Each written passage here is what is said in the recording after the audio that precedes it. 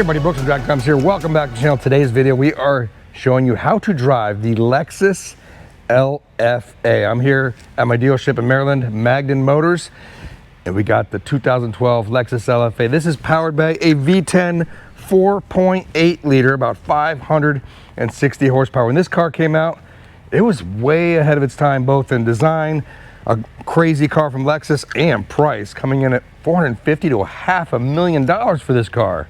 Now this car, of course, is known for its crazy V10 sounding engine. We're going to get to that in a little bit. You can see the exhaust tips coming out the back there. We're going to go over a lot of the kind of weird stuff about this car.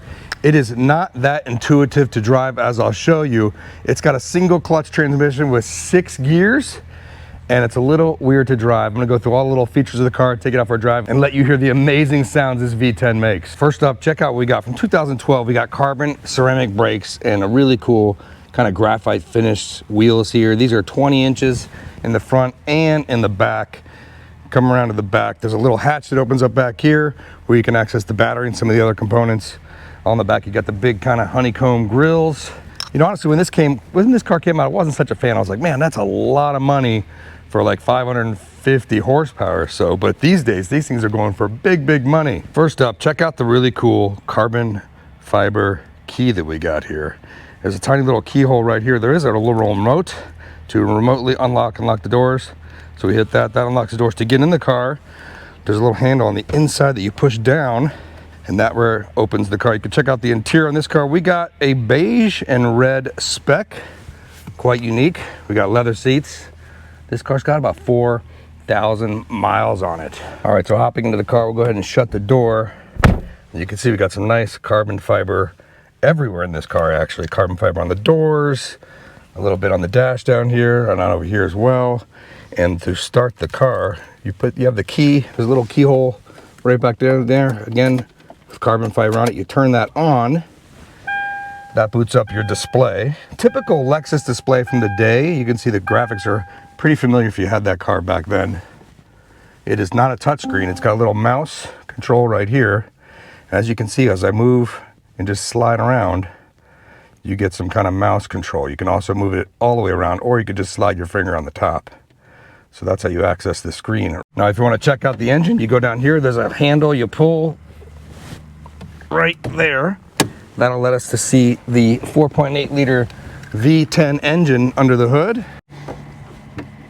And here we go. There we go. Hand built by Lexus LFA Works.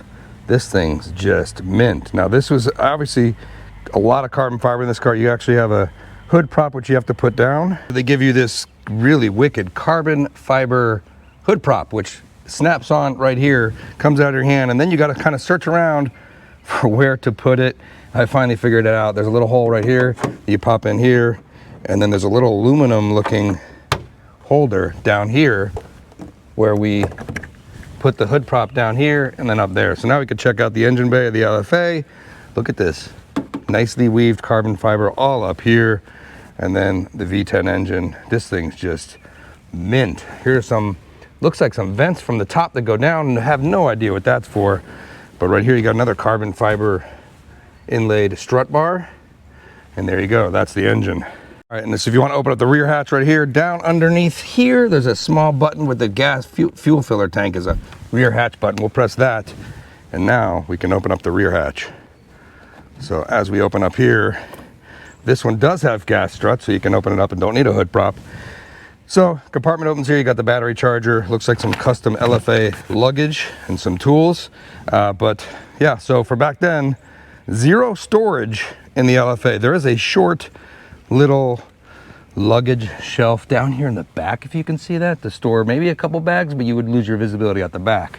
There's also another secret button. This has an active rear aero wing. Back down here, there's a little tiny button down here. If you hold that up, you can manually raise the rear wing up.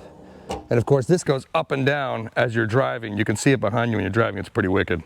Back onto the inside over here, we got seat control. So that moves the seat forward and back. This moves the rear back and forward. And then over here is up and down. Not sure what this is. I'm pretty sure that's probably the heated seats. onto some of the other controls here. This actually has USB and Bluetooth, which is kind of surprising for back then.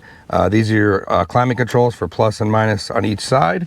So it's got dual zone, you got automatic, you got recirc. Here are your door locks, your defrosters. And again, this is for your map and voice control.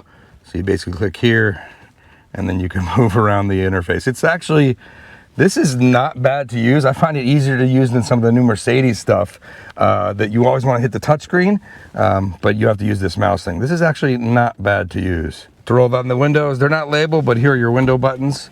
So roll down that window, roll down this window. Over here we have our traction control button. Here's our lights. And these are for the auto and sport modes of the car, which I'm gonna go over a little bit. It looks like we got windshield wipers and display brightness. So when we have the key on, there's an engine start button right here. Foot on the brake, start it up. Oh, we're gonna get some good sounds of that. Now here are your shift paddles. All right, so since this is a single clutch car, it's got the shift paddles. If you wanna go into first gear, you just put your foot on the brake and press this. That puts it into drive. If you wanna go back into neutral, you press both paddles. One interesting point is there is a reverse button right over here that you pull back on. You cannot put the car in reverse unless you have it in neutral. So you gotta go back into neutral, then pull on this reverse button, and now you're in reverse.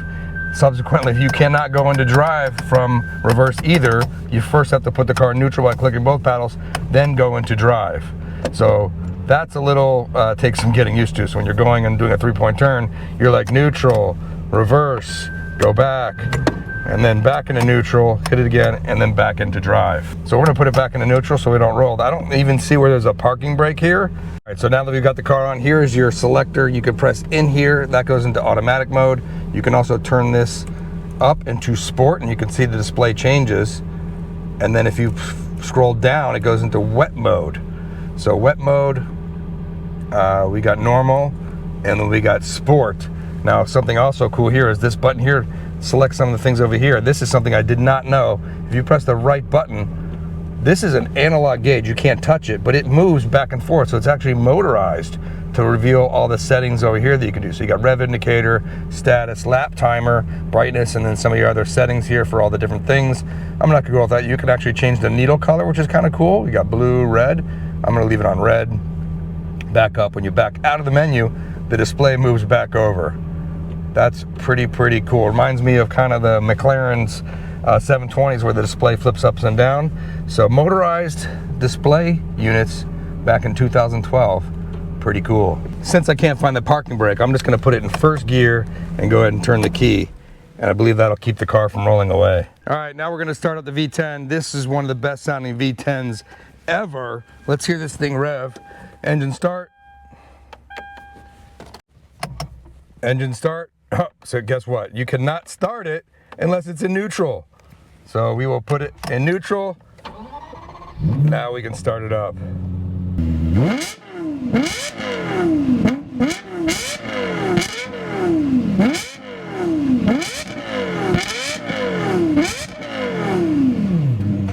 Here we go. We are in sport mode.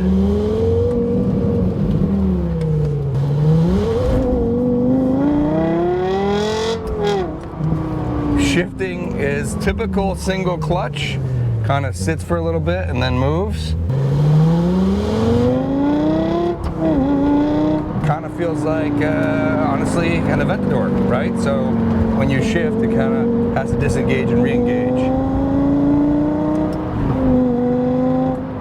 It's a little cold and damp out, so I'm not gonna go crazy.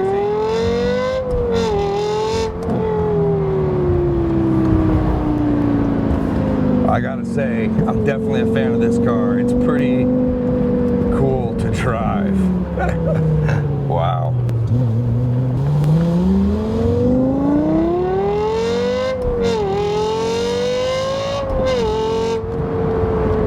Yeah, it's got a 9,000 RPM red line. We're in sport mode right now, so if I dial it back into normal, the gauge is clear.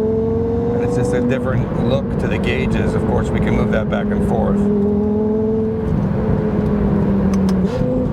Here we go. You ready?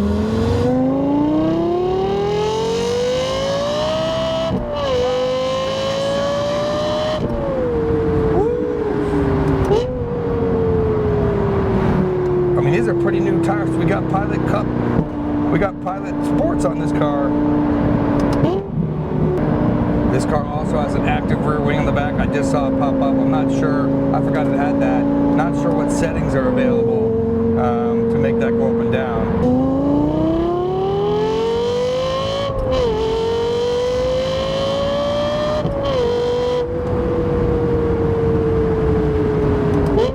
This car's not slow. It's actually very responsive and pretty quick.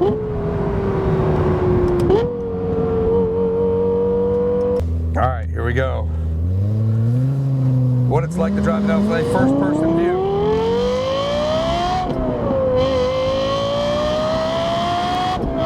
It's got a really cool green kind of shift light in there that pops up.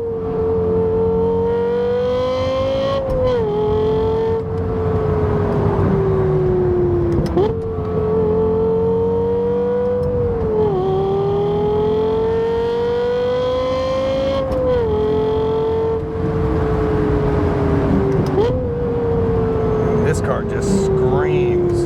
Super, super cool.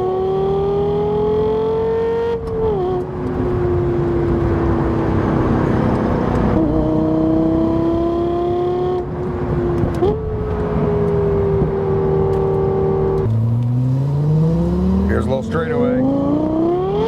Whoa, spin.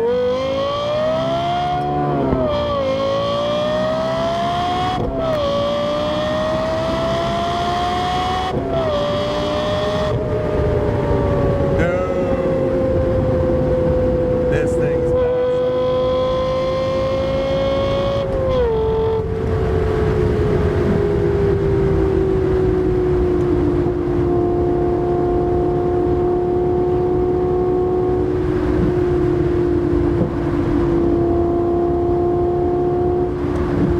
I do think we need some new tires on here though, because it's just spinning like crazy, although it's a little kind of dampish outside right now.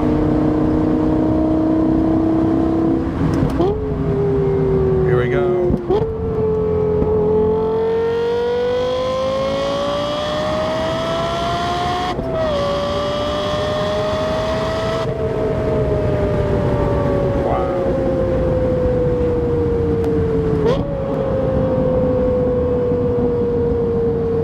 All right, so that's a wrap of how to drive the Lexus LFA. This thing's just wicked, super impressed, sounds amazing. Shifting's a little slow, obviously it's 14 years old now. Lots of power. I think it might need new tires. It shouldn't be spinning that much, so I wasn't able to totally like really get on it. I mean, this car's worth like $850,000, so obviously I gotta take it easy on it. And as a last exit to the video, maybe we should do Z06 versus LFA rev off. Let's see it.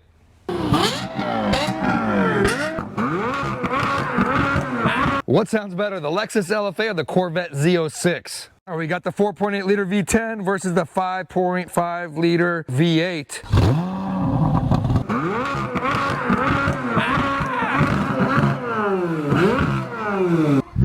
Oh, not as loud on startup.